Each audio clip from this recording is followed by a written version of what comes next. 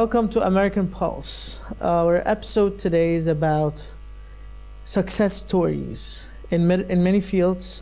Today I was privileged to meet with a very famous heart surgeon in Egypt. Very successful story. I actually know him personally about 16 years ago, and I will share my stories with him when we talk. But he had really influenced my future, and he inspired me big time. Welcome to the show, Dr. Mاجد Zikri. Hi, how are you? Good to be here. Good to see you in America. I usually see you in Egypt. Well, it's always a pleasure to be in New York City. Very great. I hope you're having a good time. Excellent time. Thank you. Thank you. Dr. Mاجد Zikri, I'm sure a lot of people know you in Egypt, but I want to start with Dr. Mاجد Zikri, the child, where he was born, where did you live? Well, these are all sweet memories. It's good to share. I'm the youngest boy among a family of 4 older sisters. So I always say that I had 5 moms because I was really pampered. You were pampered and spoiled. Despite all their efforts, I think that I was not totally spoiled. So still I was very tedious, and studious in school.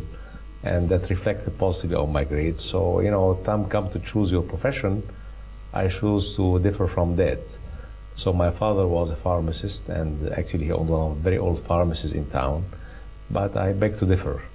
And my decision early on was very strange. It was either to be an architect, because I love architecture. Architect. I'm telling you. Or to be a heart surgeon very specifically and not a doctor. Maybe now you're the heart engineer. Well, that's part of the You're putting them together, right? And I remember I was at first secondary school, and there was a radio show at 1 a.m. in the morning with Professor Dr. Negahou. Yeah. At that time, he was not sure yet. Yeah. And I waited, and he really inspired me by the way he talked and the kind of enthusiasm he has put into the way he is transmitting a message. And the message was very clear. You can help people, and you can do everything possible to help them. And it was very humane, and he really touched me. And, at many occasions, whenever I speak with him, I always reiterate this story. And it's interesting how when you are a young person, somebody can impress you in a very positive way and inspire your career for the rest of your life. So that was my childhood. I really have to stop you there, because this man really inspired a lot of people, including myself. Oh, yes. Very humble man, and well-talented, well-educated, and very humble. I met with him when I went back to Egypt, and he welcomed me with all pleasure, and he was very busy, and he kept on his words and times and meetings. And amazing, how can you be? I cannot speak too much about him because everybody knows him, but because we met him and we kind of got to interact with him, myself in the operating room.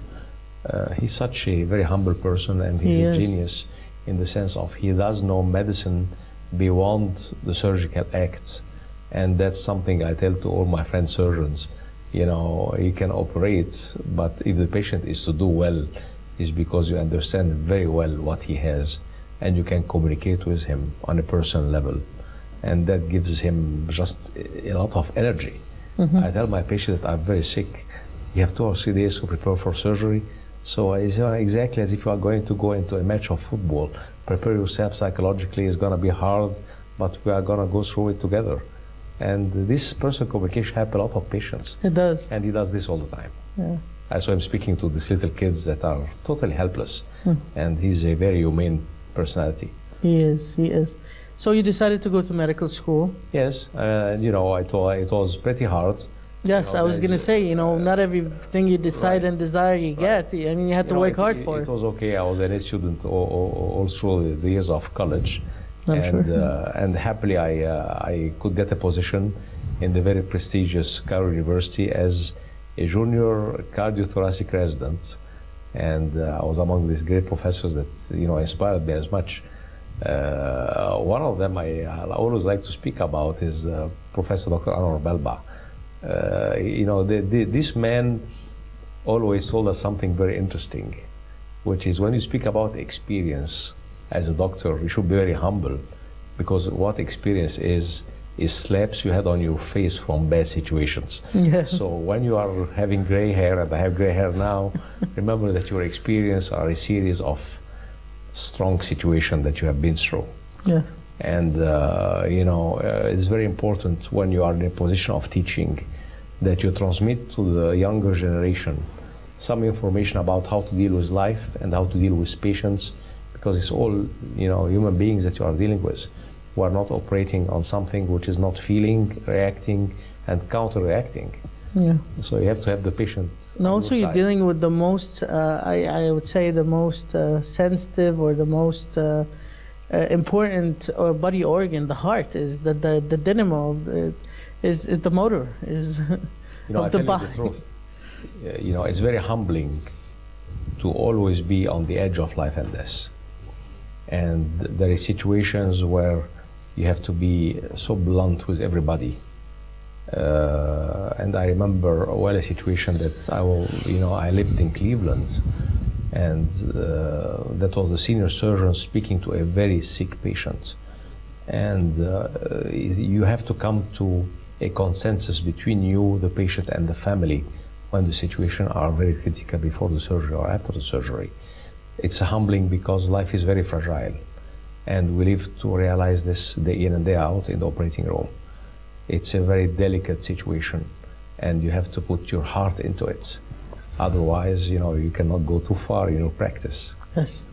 Dr. Mاجد Zikri, can you have a flashback for us on your educational experience? Where did you go to school? Where did you do your PhD? What do you do now? The interesting thing that I like always to separate it into the pre-Cleveland Clinic and the post-Cleveland Clinic era. And luckily, and by an alignment of star, I got accepted into this very prestigious institution. At the time where in Egypt, I did not realize the full extent of the exposure that I will have there. And back in 1993, a long time ago, almost 20 years now, I started a 2-year fellowship there. And it was an eye-opening experience. Not only that you get to rub shoulder with the best surgeon in North America, but also you see their attitudes. Yes. And you see the attitude of the other trainees that were like the United Nations, were from 5 continents. And we learned to work as a team. Disciplined team. Oh yes, even if we don't agree on everything or are very dissimilar. And this acceptance of the other is something that we should really preach in Egypt. We are of different background, culture, religion, and at the end of the day, the work has to be done. It has to be perfectly done every time. Mm-hmm. And the motto is, if you want it perfect, you should be mentally ready to repeat it. Yes. And that was the motto of the place. Mm-hmm. So it doesn't depend on the hours of the day or the day of the week. It's 24/7, and it is 24/7. And the funniest thing was the pre-Christmas time or the pre-holiday, like you guys want to name this in the United States. We had people flying in from all over the country because that's the way to go. They go to the best place. And the exposure I had there was very interesting. I learned a lot about other cardiac surgery, and I always focus on the things that, when I come back to Egypt, I'll be able to apply.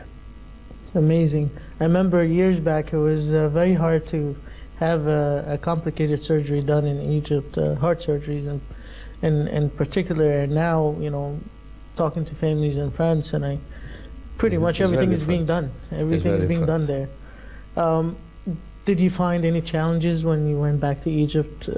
Yeah, you come back and you are accustomed to work in a certain system. Yes. But you know that you have to create your own system. Yeah. And in surgery, you cannot delegate jobs except when you know that everybody is able to do the job. Yes. And part that the practice has evolved positively is that every member of the team, and every member is every member, including the ward clerk, is able to do the job properly. Mm-hmm. So the anesthesiology is totally different. The ICU. Everybody's personnel. important. As if everybody's as important as a surgeon, I believe. We are all similar. And it's a teamwork, and the team is as strong as the weakest part in the chain. Remember this. Yeah. So we were happy that over time we could delegate more to the people around us. I didn't have to have 25 eyes looking around me in the operating room. I come in and do exactly what I know how to do best. What's the most stressful, awkward situation you've faced in the operating room? You know, it's always, you get tense when you are facing situations that you cannot explain. And that happens a number of times, and you just have to have a very clear mind. And when people say that you have to be cold-blooded as being a surgeon, there is a reason for that. Because if you lose your control over the whole setup in the operating room, one is getting to be very tight in time, and every second can mean the patient's life. Then you better be on top of your act, be calm, and think outside the box sometime. Surgery is a lot about trying to get out of a situation the safest possible to the patient, when the situation is sometimes almost an accident and you have to deal with it. So these are the most unusual thing, that when it happens, you don't know why it happened, but you have to deal with it.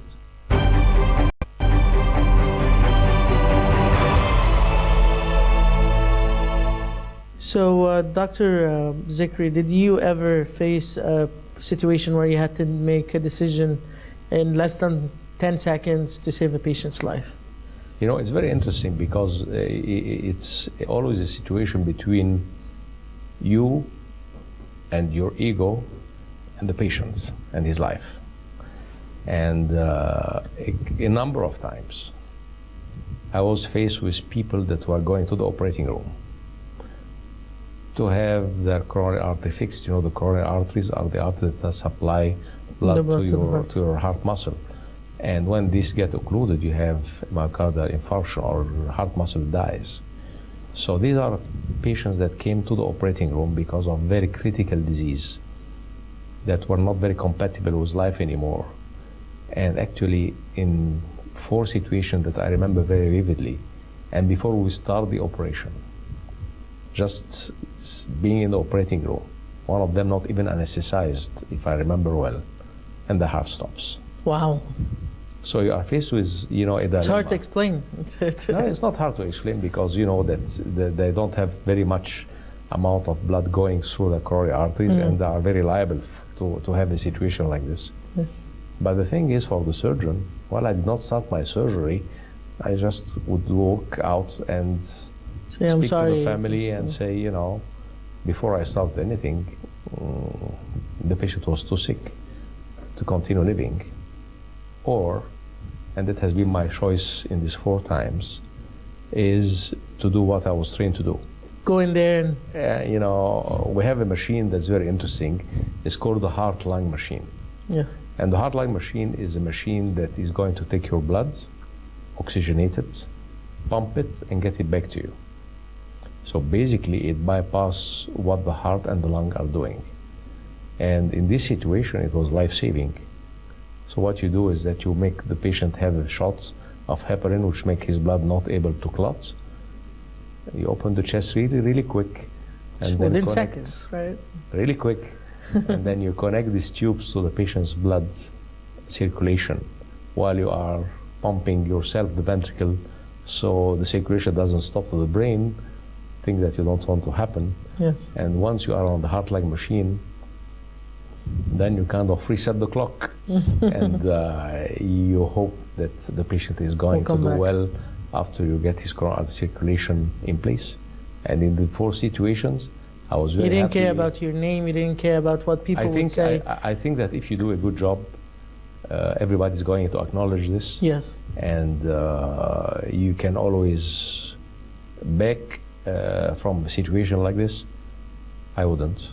And you had to do the right thing. I had to do what I had to do. And once you know that you are confident about a certain act in surgery, and you know how to do it in a timely manner, timely is very important. You cannot wait and think and deliberate. There is not much democracy in the operating room, and that's a big joke, because the surgeon is the one dictator. That's it's not by being not nice, He but just has being to. decisive and quick. Yeah. And I was very happy to have these people walk out of the hospital. It's amazing. Yeah, it's very interesting. I think it rewards you personally more than anything else, is that you feel that because you did the right thing, God has helped you to get that patient back on their feet. There is no price to this, Mm-hmm. and people think that surgery is a lucrative business. It might be, but it's definitely a very rewarding business when it comes to the kind of relation that you would have with a patient like this and to his family. It's priceless. And they are grateful to you, and it's nice because always around feast time I get all these phone calls from different parts time of the world, and they keep thanking me that I'm alive, I'm good. One of them was in his late 70s when I operated on him, and he's still alive, and that's a good Christmas cake every year, so I'm happy about that. It was a good investment. Wonderful investment. Dr. Zikri, I noticed, and knowing you, you're a very humble person, and it was always known and said between the surgeons that surgeons, they feel like their ego and they feel like they're God. They can change things, they can make a person alive, and they can kill somebody. But on the contrary, I always felt like you're very humble and understanding of the fact that you really have limited control, not unlimited control. My good friend Craig Saunders, who is taking care of one of the program Sam Barnes here in New Jersey, had always a very nice way of putting this. Dr. Zikri, remember, we are just loading the trucks.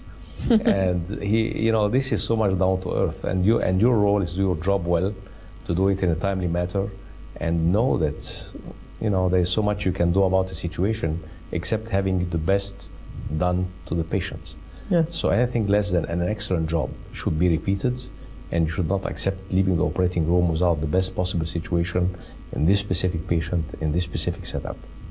You've done the same thing twice. You came to Cleveland Clinic years back, and you went back to Egypt. You started your practice. Now you're back again to get more things and go back to Egypt with it. The interesting thing is that your quest for excellence shouldn't stop. And we all know now that the amount of patients going to surgery is different. Yes. And because of the stenting of the coronary arteries, the patients that go to the operating room are much older. Yes. They have advanced diabetes. Some of them are morbidly obese. And these patients after the surgery are going to need something a little more. And translocating the experience that we see here in the post-operative period in rehabilitation, whether it is heart or it is a hip replacement or a knee replacement, is something that we should extend to our patients in Egypt. And it's very interesting that a number of people in my country now are helping with this, because I'm convinced that the care does not stop in the operating room and does not stop in the hospital. And everybody should know exactly when he goes home what he will have to do, how he's going to adjust his stress situation, how he's going to address his nutrition, his diabetic status if he's diabetic, and get back slowly to his normal activity. And that takes time and patience. So we have to support the patient whether on an outpatient basis or in an inpatient basis, but it's not really a hospital. It looks more like a hotel, and the patient would go there and have their nutrition adjusted, their psychology adjusted, because this is a near-death experience. Yes. And when you face a situation like this, you have to reset your priorities. Yes. Before it hits you again. You gotta learn about your audience. Exactly. And once you are at risk for coronary artery disease, you should really modify your risk factors. Sure. And we are very proud that Egypt this year, by the effort of one of my good colleagues, we could get a very high ranking in the European Society of Cardiology. Oh, this is great. I didn't know that. Yes, Wonderful. Dr. Hepatitis, Congratulations. professor in NCHEMS, Yeah. is the head of a certain group of in the cardiology community that's looking at preventive medicine and rehabilitation. So it's a vibe that is going to gain momentum slowly. Yes. And we are very happy to have met with a number of institutions here that really started the concept of cardiac rehabilitation, less than 2 decades ago. When I was in Cleveland in the mid-90s, that was not that important at that time. Yeah, it didn't evolve yet as of yet. So it's gaining momentum, and I think that we have to offer things to our patients in Egypt for that. Yeah. Especially to the aging population. They need to be pampered. Yes. Because they're pampered us when they were younger. They suffered and they're suffering a lot. Exactly. Dr. Zikri, I noticed that you mentioned things about teaching, and have you experienced anything like having one of your students question you something that really helpful in terms of the research aspect? It's extremely important that you listen to the people around you. And I'll give you a little example. If I give you a camera and I have a camera and you are going to shoot the same scenery, you can get a totally different aspect of the same scenery. And the same in the operating room or in any teaching situation. You have to listen to the people that are around you and see how they look to a certain problem, how they would think that they would evolve in this, and you should push them. One of the things that are very hot now in Egypt is what to do if the heart muscle is not functioning well. Ideally cardiac transplantation, but we have seen that cardiac transplantation over the last 2 or 3 decades have plateaued in numbers. Yes. Because of a certain number of donors that is not increasing, despite very good results of cardiac transplantation. Mm-hmm. We never had this program in Egypt for logistics related to legislation. What we are trying to do now in a number of academic and private enterprises is to get to the mechanical support of the heart. And this assisted device are going to be implanted either temporary or permanently to help the failing muscles. And about teaching, we have a number of very brilliant young surgeons that are going to push into this direction, trying to put the assisted device in, try to get the patient back in his feet for heart failure in terms of rehabilitation. We can readjust the way the electricity is going around with the heart, something called resynchronization therapy. Amazing. It's amazing what you can do now. It's unbelievable. It is evolving. And situation that 30 years ago equates to sure demise of the patient, now we have hope. And we should keep pushing the envelope. The real problem is this is costs. Because as you know, we have a lot of challenges economic in Egypt. And the result is that you are looking into every possible way to do this in a cost which should be accessible to a larger portion of the population.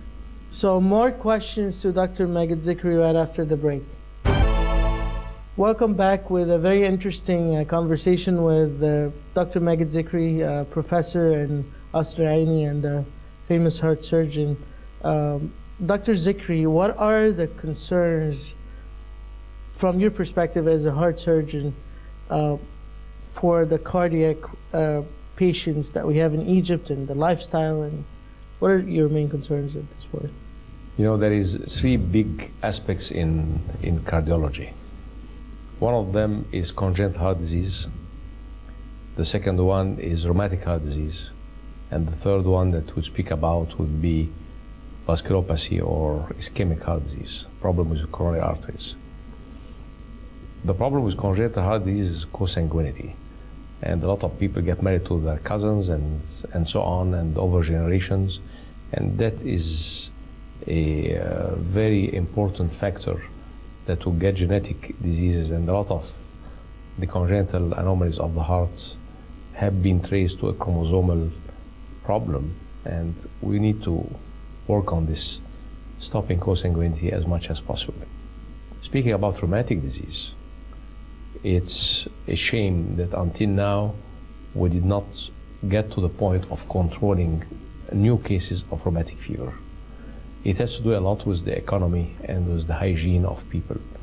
When you get a lot of kids that are sleeping in the same room and sometimes in the same bed, the result is that if one of them is going to contact the disease, a lot of the kids are going to have this streptococcal infection in their throat, and that will make a position of the problem, whether they have arthropathy in their knees or rheumatic carditis in their hearts. And the scarring of this on the valves is going to cause the valves either to be stenotic, small, or redundant regurgitants. Coming to the main problem is what we can do for ischemic heart disease. Coronary arteries. The coronary artery disease have a lot of preventable factors. And one thing that you cannot put enough emphasis on is smoking. Tobacco smoking in all its forms has been directly related to problem in your vascular tree in general and your coronary artery in particular. And seeing the culture in Egypt evolving in the opposite direction than the rest of the world is something that's mind-puzzling. Now, if you want to smoke in a public place in many parts of the world, and definitely in the United States, you have to go outside. You have to go outside, even if it's freezing cold. And I will never forget this when I was at the Cleveland Clinic, and people would go out in snow just to be able to have a smoke. So this segregation against smoking, while it has been evolved in there's many no countries, exception. Yeah, there's no exception. There's no exceptions. You see in Egypt new trends, and these new trends are making it more and more attractive to younger people. Style. And this style is coming from the younger generation, teens, and they get to, how you call this, shisha in the United States? Hookah. Hookah. So you have a hookah cafe, and then you get the boys and the girls very leisurely sitting there for hours. Yes. And, you know, they smoke, and that's it. And they say it's less destructive to the lungs than, than the cigarettes, and I don't think so. Anyway, you slice it. Yeah. You know, maybe the temperature of the smoke is going to be less because it's cooled, but at the end of the day, it's smoke. Nicotine is going to harm you any way you get around it. Yeah. So not only is counterproductive for young people that are supposed to be in sport or reading a book or getting into a discussion which is fruitful, the end result is having this meaningless evening sitting around, you know, unhealthy environment. And there's a peer pressure. Like a lot of times I go out and people say, "Oh, how come you don't smoke hookah? This is great. You can try it." And yeah. So leaving smoking, you go to the next thing, which is modification of your lifestyle. So everybody has to go and try to walk every day half an hour. It shouldn't be too difficult. Walking half an hour is going to get your circulation going, your muscle mass kept if you are not very young. If you are a lady, it's going to fight your osteoporosis by keeping the tug of your muscles on your bone and on your ligaments. So all this is very positive. So this absence of daily exercise, I'm not speaking about being an athlete, just moving, is something that we should try to imply as much as possible. If you have diabetes, you should really look at your cholesterol level. You should keep your diabetes under control and to keep your weight under control. So these are things that can really be at hand to modify a disease that, it's true that you can put a stent or we can do a bypass, but once you are going to start having a problem in the wall of your coronary arteries or in any artery, then you are in a setup of problems that can be reverted. Very important. You can revert your problem. You can decrease your cholesterol load in your arteries if it's not calcified and too late by modifying your lifestyle. So that's extremely important to emphasize on that. So it's never too late when people have high cholesterol level. They can always go back and exercise and diet. I know a number of people that after surviving a very massive myocardial infarction went into a comprehensive program of rehabilitation, smoking cessation, and they are new persons. Their skin look different. Their exercise capacity is different. They can walk, they can enjoy their kids and their grandkids, and it's something so instrumental. We're not going to change the number of years that we're going to live, but for sure we can change the quality of it. Heart attacks are #1 killer in the United States, and I don't know what's the ranking. It's a worldwide problem. Egypt. It shouldn't be any different in Egypt. I don't have the statistics at hand, but definitely the heart attacks are a #1 killer. Cancer is going to come next to that. And when we spoke about cancer, we should always remember that nicotine has been directly related to cancer of the lung. Yes. So, I mean, any way you try to curb this, nicotine is going to be very bad for you at the level of your heart, of your lungs, of your larynx, of your upper airway. All these are very liable because of the temperature, the number of chemicals that are there. And every time, you know, I have a possibility to speak publicly about smoking cessation, I do it. I was about to say, you know, we hear all these speeches and we see smoking is very bad for you on the cigarette packs, and still, you know, in Egypt is really going the opposite direction. Everybody you know, wants to smoke more and more and more. It's a big industry, and this industry is not going to stop. And the more regulation you put on it, the more the business owners are going to find a way around it, and it's going to be a struggle, and you shouldn't stop. You know, I still remember the fancy way of, you know, the Hollywood movie stars to speak with a little cigarette in his hand. You don't see this except if you want to portray somebody who's really in trouble now. Yeah. When you look to the movies. Yeah. Poliomyelitis. Oh, well, you are hitting on a point here. Well, I should tell you that I have another hat as the hat of the surgeon, which is the hat of an active Rotarian. And you know, if you don't know, the Rotary is one of. If you don't mind, if explain. Yeah, Rotary is it's the biggest non-governmental organization worldwide, and it has been linked to polio eradication for the last few decades. The whole thing started in the mid-80s, where they discovered that, you know, it is very preventable, and every effort should be done to provide vaccine free of charge worldwide. So this mass vaccination has been going on, and we are hoping that with the efforts of from one side Bill Gates and from the other side Rotary, that we are going to have the right funds to keep it off our children. As you know, poliomyelitis is due to a virus. Yes. And this virus is very fragile. And how can patients attract it? How can it's attracted? You know, it's being transmitted through your gastrointestinal system, Okay. so you are going to ingest it.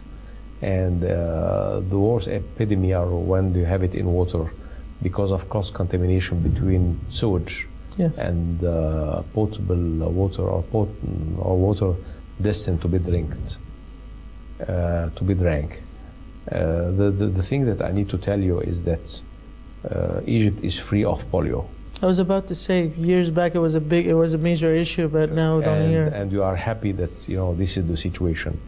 We need it to be continuing, because with the international travel, we have a lot of situation where we're going to have people coming from different parts of the world, and they will be carrier of the virus. And a couple of years ago, they could detect it in the sewage, and we say that, and you know, just to keep the pressure on everybody, the Ministry of Health is providing in Egypt free of charge cross-vaccination for all children, and we should keep encouraging us and the people around us to get this to the vaccine. It's totally harmless. So you advise every family to it's so important. use the vaccine for their children? We have seen a number of countries that got remission after being free of polio, that they have it back. And Somalia, Ethiopia are two of these countries that recessed back into being not polio-free because of what was going on. I have to play some devil advocate here, and being in the medical field myself, some people resist taking vaccination, claiming that this vaccine might actually bring the syndrome or the problem to their children. Is that what's the case with the poliomyelitis? No, I mean, we don't have any problem related to this with poliomyelitis. We have other things about the flu shots, but there is no side effect at all. Yeah, I just wanted to make sure to educate the patient, the individuals, because this is very important to their children. It's a life-changing procedure. If their children catch, God forbid, the virus, it's a big problem. I want to tell you a little story here. I had the privilege to organize a marathon day for polio eradication on the 24th of October, which is every day the polio eradication day with the Rotary. Yeah. of Egypt. And we invited a number of kids that were physically handicapped because of polio to join us. So it's a community event where everybody just get together. Yes. One of those little boys on crutches came and tell me, Ammo, why didn't you do this day before I had this disease? My family would have loved to hear about what you said today, and they would give me the vaccine. Oh my God, it was heartbreaking. It was heartbreaking. And I mean, the community has to come together to face all this. Another big problem we have in Egypt at the moment is hepatitis C. And you know, the WHO is putting a lot of emphasis on this because we are very much, unfortunately, on top of the list worldwide in terms of hepatitis C. And the government is doing all effort to get this, you know, eradicated with all new medication possible at hand. And there's a lot to be done in Egypt. And we are very happy to be part of, you know, the medical community and the community at large, so we can help medicine and we can help health issues to get on track with the, you know, whatever we have at hand as quickly as possible. Do you see a good future for the Egyptian medical field in general? I have to. I'm part of it. Any advice to the Ministry of Health, to the decision makers? I'm in no position to speak about advices, but I would like to, you know, give advice to the younger doctors. You know, it's clear that Egypt has been through a period of turmoil, and that the economy is not doing the best. But always remember that everything in life is coming in a cycle, and we hope that the cycle that's coming is going to be good, because all the indicators are good. We are very proud of how the government and the presidency is looking at the economy. We are very happy to see the foreign direct investments going in the right direction, whether it is coming from different European, American countries or from the Gulf and Saudi. I think that Egypt is very rich with the potential it has.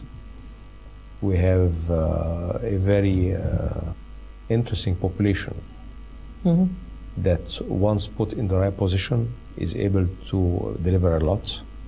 I think that education and vocational training are extremely important.